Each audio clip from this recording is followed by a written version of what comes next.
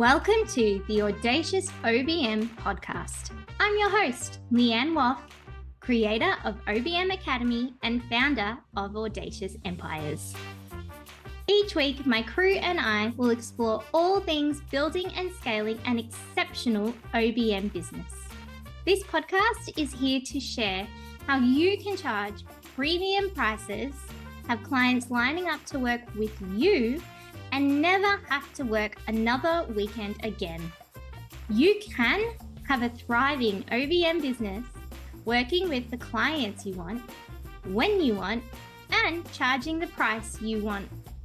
It's time to banish mediocre and become the standout, sought after OBM you know you can be. Hello. Welcome to today's episode of the Audacious OBM. Today we are talking all things OBMs, work agreements and contracts. Do OBMs need work agreements and contracts? Are they a necessary evil or an overdone formality? I'm really excited to talk about this today because it actually came from one of our listeners. Thank you, Kirsten, for submitting your question around if you really need a work agreement as an OBM. Kirsten has been thinking about the way she operates as a virtual assistant and the agreements she has now and if they need to be changed or what is the standard for OBMs. So I am not a legal professional in any way, shape or form and highly recommend going and getting your own legal advice. But I can tell you what I did. The first thing was I did not create my own. So legal is its own language. And I know enough to know that just writing something down does not make it a contract. I very early on went on a hunt for a legal contract to use as a work agreement with my clients. So I bought the template from a legal provider years ago and I still use it. I'm very much of the opinion that I paid money for it back then and I read through it in detail and I still think that it is valid and relevant and it is something that I can always get checked and updated by a legal professional if I want to, rather than starting from scratch. When considering work agreements and contracts, I personally would not offer services without one. And I know that there is some conversation around, but do they really hold up in court? Or whoever really goes down the contract path to then say, well, it's in your contract, and does that actually work? And my response is understand what you're using it for. Understand its function for you. Because you can have an agreement and it might not be all about legal proceedings for you.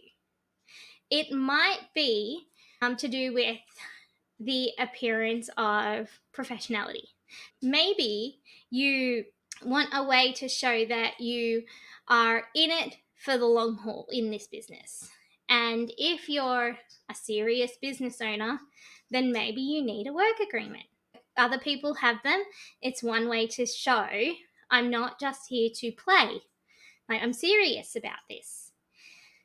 Now, work agreements can look all different ways. And this is why I'm saying understands its function, because its function might be a way to include how to work with you or how best to work with you or what your standards are. And doing this, it sets a certain level and it actually helps you to communicate with your clients better. So when you're looking into contracts or work agreements, think about, what do I actually want this to do for my business? Do I want it to be legally binding so that no matter what, if I've done work for someone, that it's ironclad, it has the payment terms, it has everything I need to feel safe and secure?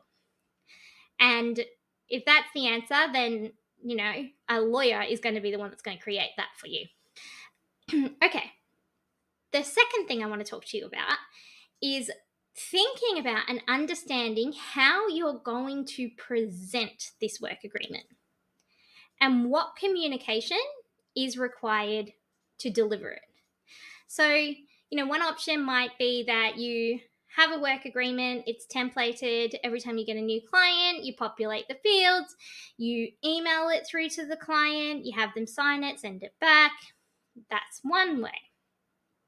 You might use an online document signing tool, or you might use a secure document signing tool. Like, different tools do different things.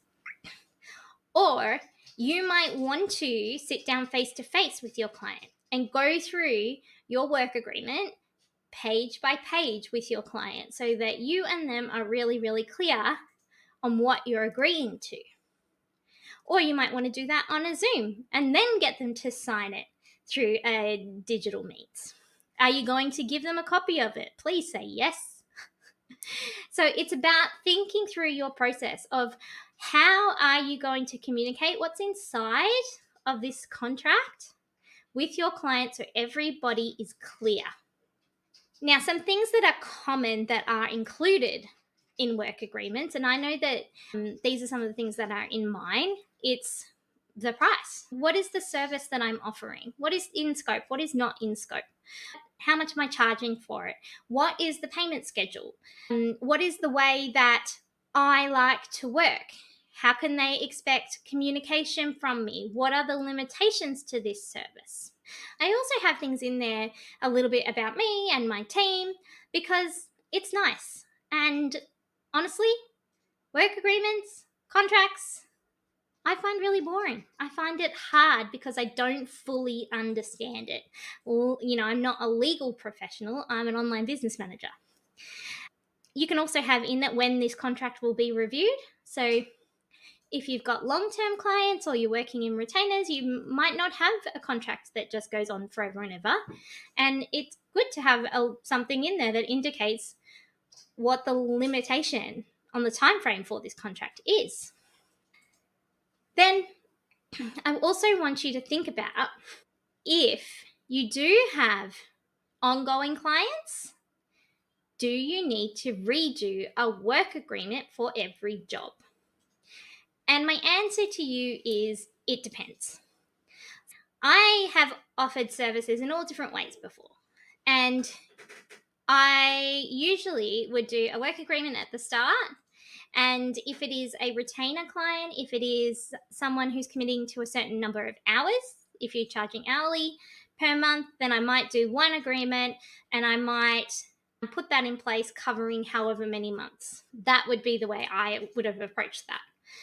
Now, if I do project work and it's a set, this is the project, this is the scope, this is where it starts, the middle, the end, this is the milestones, these are the payment terms for that project, or if you look at it as a job, for that job, I would do one agreement. And then if that client was to come back to me even a month later and say, oh, great, that project was amazing, Leanne, can we work on this thing next? I would say, absolutely, we can. We'll do another agreement.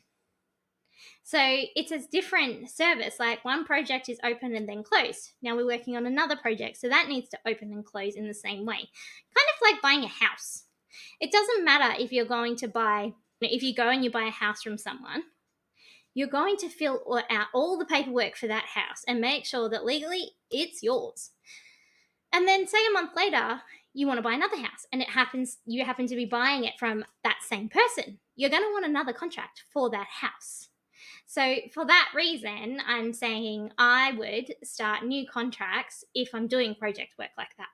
I have currently got some of my clients on retainers, and as I said, I do that for periods of time because I understand as vital team members, sometimes it's not as clear as here's the project I'm working on. You're working as a consultant or a service for X amount of months. That might be what your agreement covers. And what you'll find is when you start looking up templates for work agreements, for contracts, you'll find different formats based on the way that you offer your services. So you might find contracts that have for retainers, contracts that are for projects. So have a look. Like, Google is our friend, and there's lots of providers of these. And really, if you're brave enough, pick up the phone and talk to the person behind the screen, the person who created it, or send them an email, because they're likely a lot more clever in this area than you or I, and they will be able to answer the question of, is this for me? And what do I consider? There are some services too which offer contracts, and then they might offer an hour of consulting with that contract and help you set it up so that you can answer your questions. They help you tailor it a little bit, and you pay for that hour in that little package, and then you're sorted. So I think it is something that I would always invest in upfront, and it's definitely something that I still do for every client. The other thing that I want to cover, one final thing. Sorry, I lie. Two final things. One is NDAs. So along my journey, I found that people are quite sensitive when it comes to their business and their information and the things that they have worked so hard to create and protect.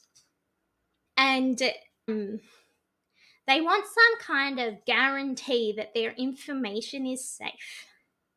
And that started to come across with people asking me to sign non-disclosure agreements, NDAs. And I remember one time someone wanted me to sign their NDA, and I was talking to some business colleagues of mine and said, is it standard practice to sign somebody else's? Because then it has their terms and the way that they want the rules to be. It covers them. It doesn't really cover me or have anything from my standpoint. And the advice I got back was, you can have your own NDA. So now what I've done is I've actually put a non-disclosure agreement into my own contracts that say, look, I'm not going to share your information far and wide. Obviously, I am saying this in layman's terms. And I don't want you disclosing the information that I share with you either. So my IP, my secrets, my way of doing things, like, that's a benefit for my clients, not for my clients and their friends and their friends of their friends. So it becomes a mutual thing. So I really liked that. And then it's something that I know people are already sensitive about. And so now I show that I've already thought about it. Hey, there's an NDA in there, so you don't have to worry about it. You don't have to worry about me going and sharing your IP with your competitors. I'm not interested in doing that. And then the final thing is, when does work agreements and contracts fit into your process? When are you going to deliver them? Talk to your client about them. And what surrounds that? A lot of people do it all different ways. You can, before you even have a conversation, say, we need to have a work agreement. You can have a conversation and then have the first invoice paid and then do a work agreement. I like to get to know the client a little bit, learn about what they need, where they're going. So possibly have a 15-minute chat, then maybe jump on a Zoom and chat more to get a really solid idea of if we're going to work together. Then usually I will quote them. I let them sit with the quote and what my approach would be to work with them. And then once they say, yes, I'm keen, then I send them the let's get the boring stuff out of the way email. And that email has, okay, so the first step for us to move forward is to sort out the legal and admin bits and bobs. And that is their invoice, it is the payment terms, it is the start date, and it is the work agreement. Once all of those things are ticked off, then we move to strategy session. Then you get the best of my brain. And so it's like I give it to them all in a little nutshell so that it doesn't feel like they're getting 10 emails filled with different requests for forms and admin. It's in a little bundle. I've already told them, hey, this is the evil necessity, right? It might not be fun, and it might even be a little bit awkward. Some of us find asking for money really awkward. Some of us find asking anybody to fill out forms awkward, asking them to do something when you're providing the service. But in this way, I've added my own little personality to it. I've just kind of said, I know, but let's do it and get it out of the way, and then we're all happy. And we do, and people just jump on board, they do it, and we move on. And it's great. It's also a great way to show them what's coming next. Now we're doing this, then once we've done that, we move into this phase.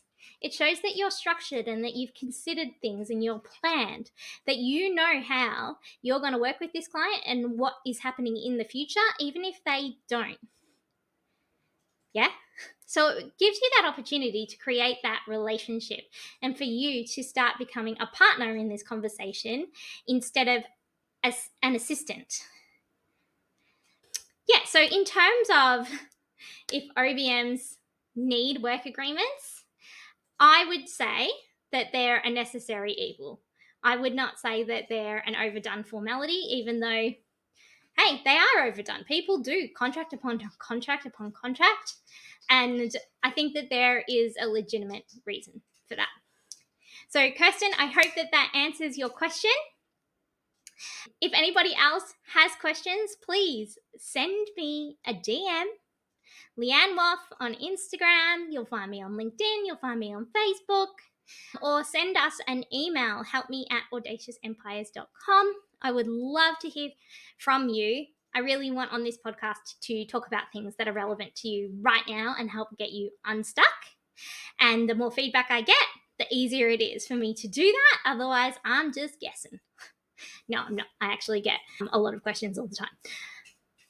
But I do want to hear from you. And if you're finding these episodes helpful, please jump on to whatever podcast app you're listening to this on and leave me a 5-star review, because that is how other OBMs hear about me and my show. Thanks, guys. See you next week.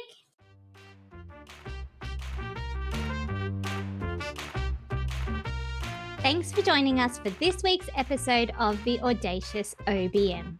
We hope this episode has helped you move forward in your journey to being a standout and sought-after OBM. If you enjoyed the episode, take a second to rate and review. Each review helps us to help other OBMs just like you. If you're interested in learning more about OBM Academy and all that it offers, head over to audaciousempires.com to get all the juicy details. We'll be back next week.